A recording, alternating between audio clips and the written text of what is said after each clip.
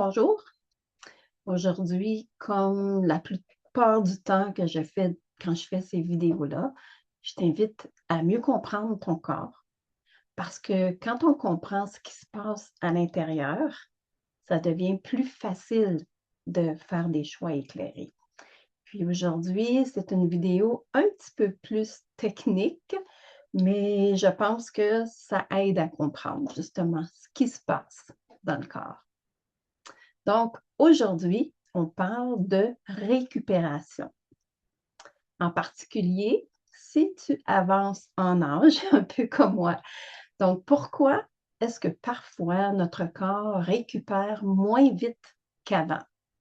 Qu'est-ce qui se passe dans nos tissus après avoir pratiqué un sport, après une longue journée de jardinage ou même pendant notre sommeil? La plupart de nous, on pense que ces petits changements sont simplement, c'est des signes de vieillissement. Donc, on va explorer aujourd'hui comment notre corps se régénère, pourquoi le collagène et les fibroblastes, ça c'est quelque chose qu'on n'entend pas souvent parler, sont si importants.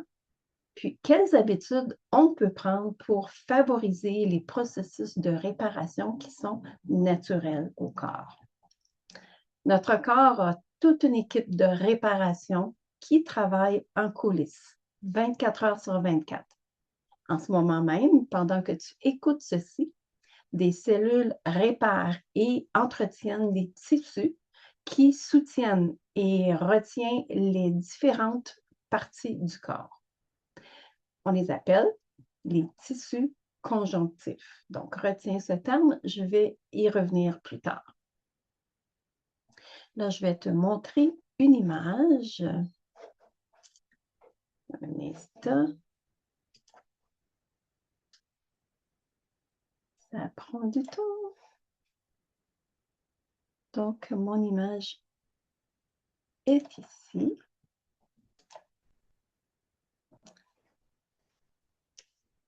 Donc, ici, je ne sais pas si tu vois bien, je vais enlever les choses qui me retiennent, qui cachent des choses. Donc, j'espère que tu vois bien l'écran. Ça devrait aider à comprendre ce que je dis. Donc, la récupération, elle peut sembler plus lente avec l'âge. Puis, c'est tout à fait normal. Les tissus conjonctifs, comme les ligaments, les tendons et le cartilage, ils perdent progressivement leur élasticité. Les articulations peuvent sembler plus raides, les muscles, bien, ça peut prendre plus de temps à récupérer et les petites blessures peuvent persister plus longtemps. Ce n'est pas de ta faute, ça fait partie du processus naturel de transformation du corps. Même les personnes très actives peuvent constater des changements qui sont subtils dans leur récupération au cours des ans. La bonne nouvelle, c'est que comprendre comment le corps se régénère nous permet de mieux accompagner ces processus, puis aussi de maintenir la mobilité qui est importante, la force aussi et la résistance pour les années à venir. Quand on pense à la récupération, on pense souvent aux muscles. Les muscles jouent un rôle, bien sûr, mais c'est loin d'être le seul facteur. Notre corps possède un incroyable réseau de tissus conjonctifs qui contribuent à maintenir l'ensemble. C'est quoi des tissus conjonctifs? C'est les tendons qui relient les muscles aux os. C'est les ligaments qui relient les os entre eux et le cartilage qui amortit les articulations pour nous donner des mouvements fluides et confortables. Chaque jour, ces tissus subissent une usure. Quand on marche, quand on fait du sport, au travail, quand on fait du jardinage ou tout simplement tout ce qu'on fait dans notre vie durant une journée. Le plus remarquable, c'est que notre corps les répare et les entretient constamment sans qu'on y pense.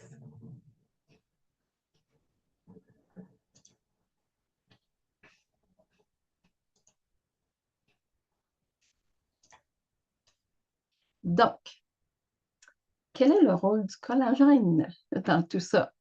Le collagène, c'est un acteur clé dans ce processus-là. Quand on entend le mot collagène, souvent, on pense à la peau. Mais le collagène, en réalité, c'est la protéine la plus abondante dans le corps humain. On le trouve sur la peau, mais aussi dans les tendons, les ligaments, les cartilages, les os, les vaisseaux sanguins et plusieurs autres tissus conjonctifs. On peut voir le cartilage comme un des principaux éléments de la charpente qui soutient notre corps.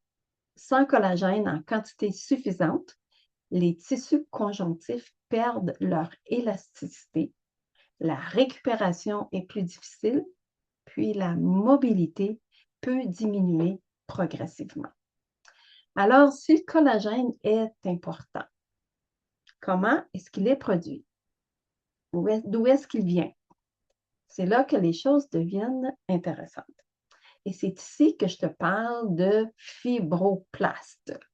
Donc, la plupart des gens n'ont jamais entendu parler des fibroblastes et pourtant, ces cellules spécialisées travaillent pour nous chaque jour. Les fibroblastes sont responsables de la production de collagène et du maintien des tissus conjonctifs dans tout le corps. Imagine le collagène comme les poutres d'un bâtiment, puis les fibroblastes comme les ouvriers du bâtiment. Les ouvriers inspectent, ils réparent, ils construisent et renforcent constamment la charpente du corps. Notre peau contient des fibroblastes. Nos tendons contiennent des fibroblastes. Nos ligaments en contiennent. Partout où se trouve le collagène, où il se produit et maintenu, les fibroblastes y contribuent. À chaque fois qu'on récupère après un effort, que notre corps répare des lésions mineures et que le tissu conjonctif est maintenu, les fibroblastes sont impliqués. Ils sont une des raisons pourquoi notre corps est capable de s'adapter et de récupérer après des efforts. Ça soulève une question très intéressante. Si les fibroblastes sont les cellules qui produisent le collagène, qu'est-ce que ça donne de consommer du collagène? C'est produit par le corps. On va reprendre l'exemple d'une équipe de construction. Les ouvriers les plus qualifiés ont besoin de matériaux, mais aussi d'instructions sur le moment et l'endroit où construire. Donc, je m'explique. Quand on consomme du collagène, notre système digestif le décompose en peptides et en acides aminés. Donc, ce sont des éléments qui sont ensuite absorbés et qui circulent dans le corps. Les acides aminés fournissent des briques de base que les fibroblastes peuvent utiliser pour fabriquer du nouveau collagène. Et certaines recherches suggèrent que certains peptides de collagène, des petits qui circulent dans le sang, agissent comme des messagers biologiques. Ils peuvent signaler aux fibroblastes, les ouvriers, qu'il c'est temps d'augmenter la production de collagène, en particulier dans les tissus qui en ont besoin. En d'autres termes, le collagène ne remplace pas les ouvriers, il leur fournit des matériaux et dans certains cas, leur envoie le signal de reprendre ou de faire les travaux. Bien sûr, le collagène, ce n'est pas le seul élément essentiel à ces systèmes de réparation. La capacité du corps à récupérer dépend d'une combinaison de facteurs. Les protéines fournissent aussi des éléments de base.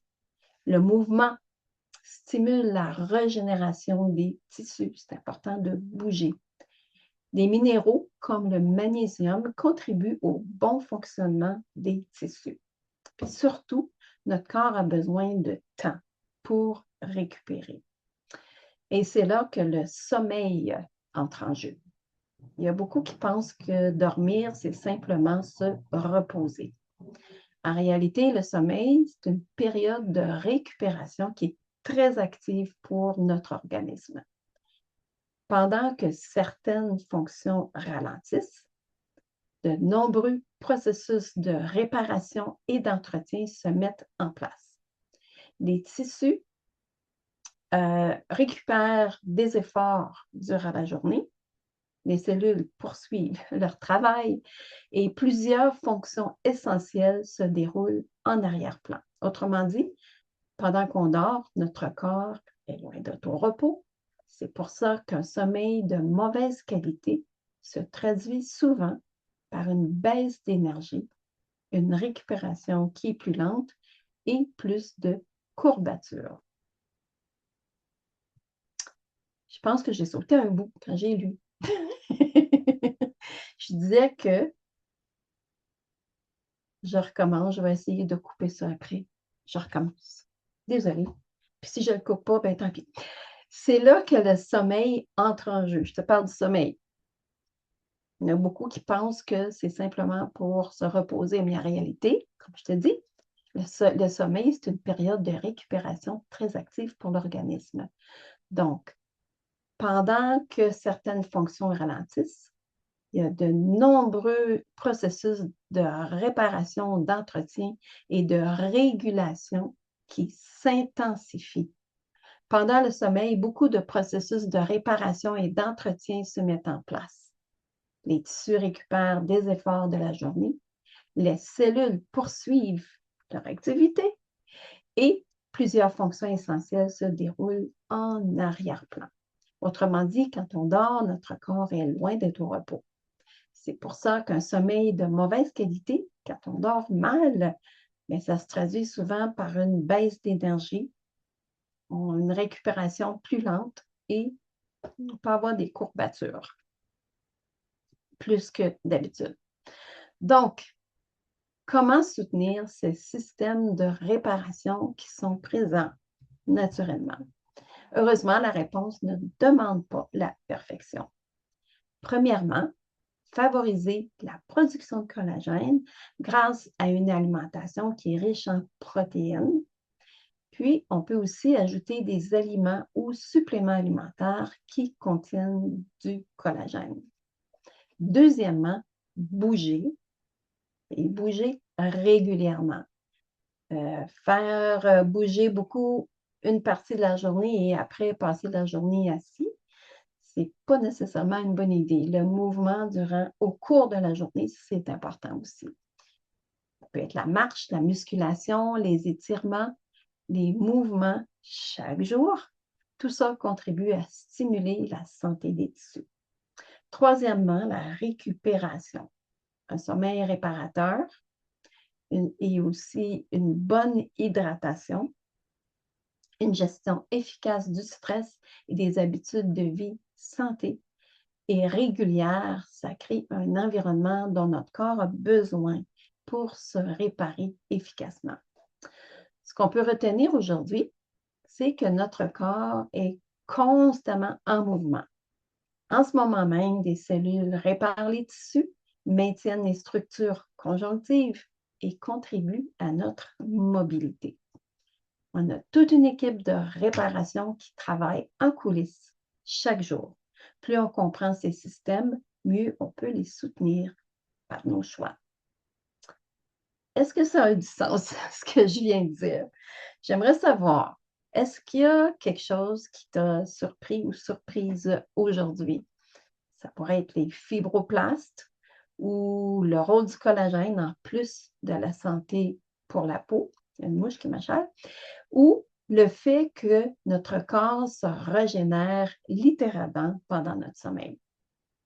Tu peux me dire ça dans les commentaires ou en privé ou en personne. Donc, merci pour ton écoute et à bientôt.